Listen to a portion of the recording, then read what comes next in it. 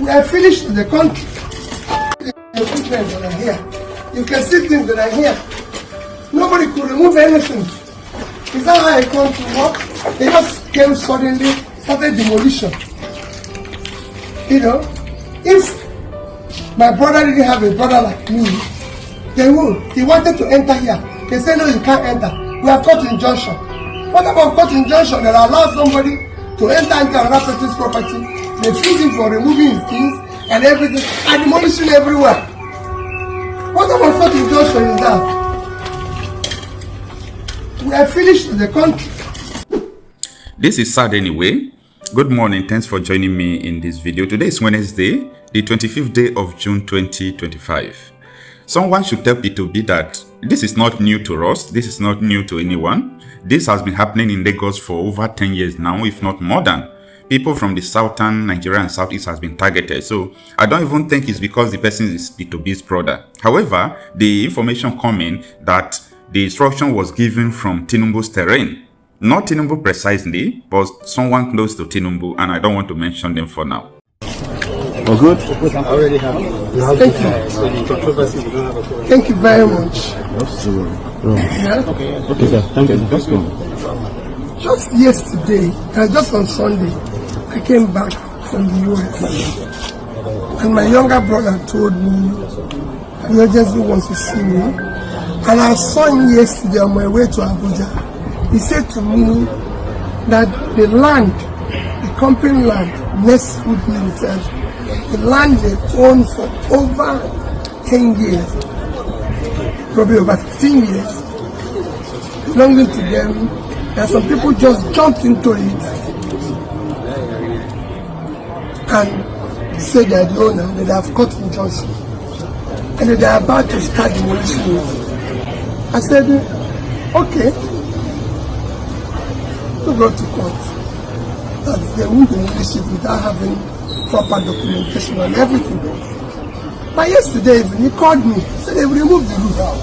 They brought 3 tractors, 2,000, demolishing everywhere as fast as they can. And I said, no, I'll leave Abuja this morning. Let me go there personally. He said all effort for them to enter there, they've been refused even enter. And they've chased out the people who are living there. So there's nothing they can do.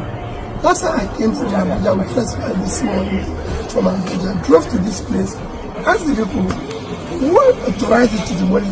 They said they have cut injunction that the owner gave them. I said, who is the owner? They said they don't know the owner. They just gave them. I said, who is the owner? They said they don't know the owner. Can I see the cut injunction and see who the owner is, the person who is now claiming is sued? They gave me the cut injunction. The cut injunction especially said unknown person. How can you sue an unknown person? I said the land belongs to you. A land with property. And within yesterday and today, it's demolishing property. Look at it. They've removed the roof, they removed the thing.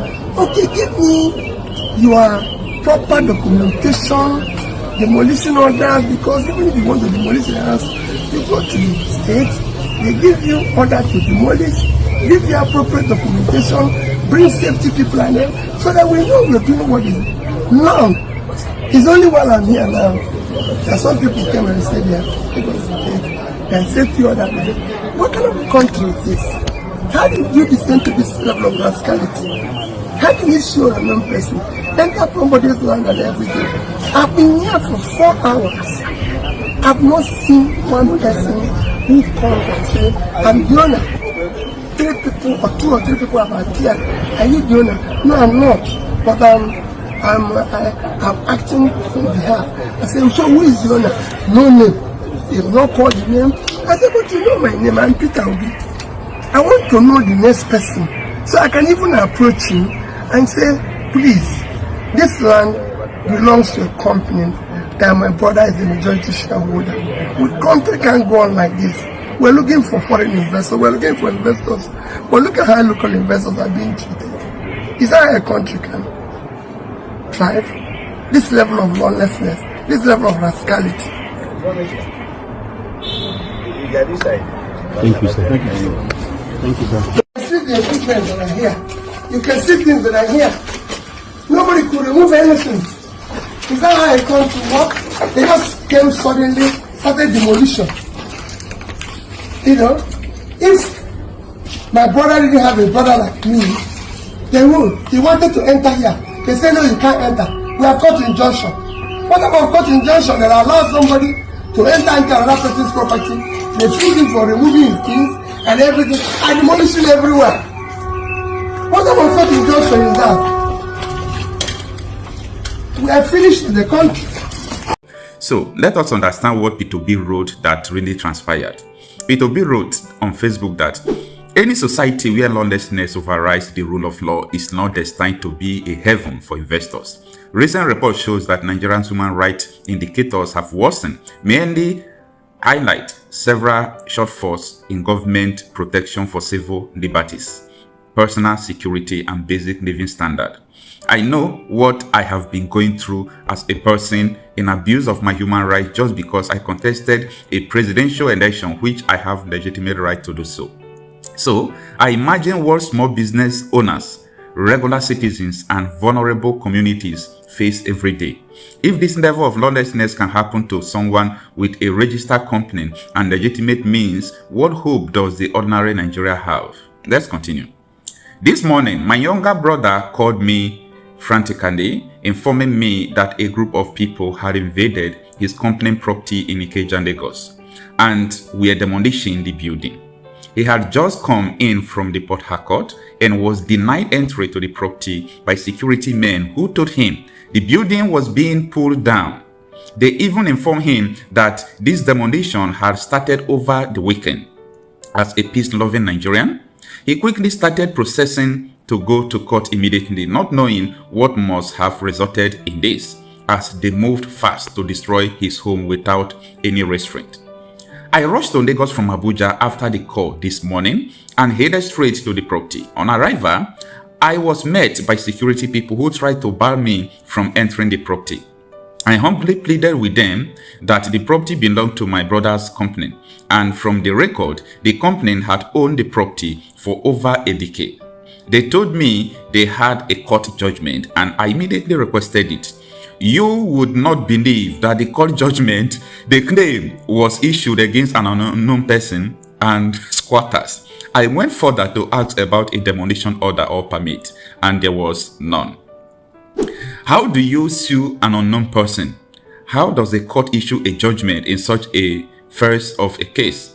No one was served. No name was written, yet they show up with excavators and began destroying a structure that has stood for over 15 years. So all these things are laughable. Let's continue. I immediately asked the excavators for the person who had sent them, and they said they didn't know anyone, but they were only informed to come and demolish the house. I immediately told them to tell whoever it is that I would like to speak with him, if they can call my number, which I share with the excavators. So that I can speak with whoever gave them the order to demolish the property. I stood there from 10 a.m. to 2 p.m. waiting to get a call, at least, and nobody called or came. The contractor even said he didn't know who sent him. 2 men later came and said they would like us to go to the police station. I asked if they even had a demolition order, but they had nothing. The whole situation screamed of coordinated lawlessness and impunity. Our country has become lawless. Wow. I think this is the first time P2B is saying that our country has become lawless. And I'm sorry to say this, you see, I will always come real and straight. This is what P2B and the rest of people countered when Nnamdi Kanu told them that Nigeria is a lawless country. Yeah, they countered it because they had hope that a new Nigeria is possible, but every day they are seeing the reality. So in this country, no matter what you do, the reality will come back to hit you. You are entitled to your own opinion. You are entitled to your own affairs. Do what you like. Nobody is, arguing with you. But you know what? The reality will come back to hit you. And it's going to hit you hard.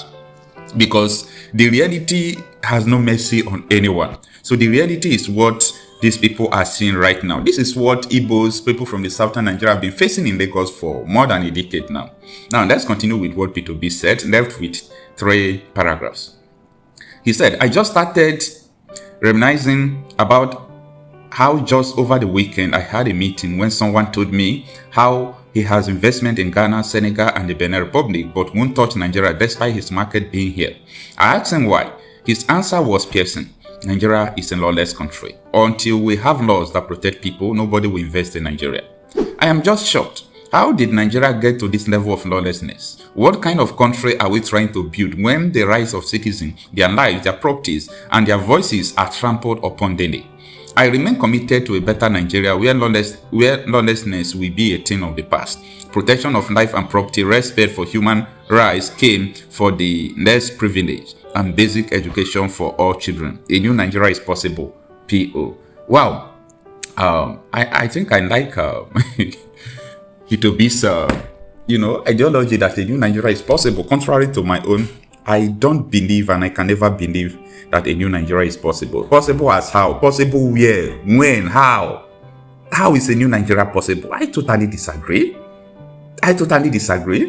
A country where every month from the federation account, go and fact check me, 100 billion naira is being taken out for security.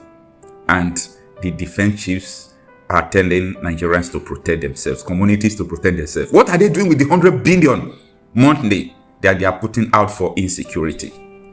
What are they doing with it? When you look at a country where money that was meant to secure the people are being used to sponsor terrorists against the same people, you ask, what is the essence of this? Ojukwu was wise. Ojukwu was wise to have demanded that every region should have their own security. Ojukwu was wise to have demanded confederation. Ojukwu was wise. Everything that Ojukwu fought for over 50 years, the reality is coming back to hit us. And we are still going back there. Everyone who has fought or who is fighting people who are agitating to separate from this country, be it Arewa, Odudu, or Biafra, you are fighting these people. Very soon, you will be the one that will be leading these groups because you don't know what is coming to Nigeria. You don't know what is coming to Nigeria at all. This is a place that even the top leaders know that it is over. It is over. Ask CDS Musa, ask all these people, where are their children? They said they want to build a new Nigeria for you. They want to secure Nigeria for you. Where are their children? Who are their doctors? Where are they? Everything, they do it in abroad because they don't have trust in this system. And they want you to stay in the system. But what do I know, self?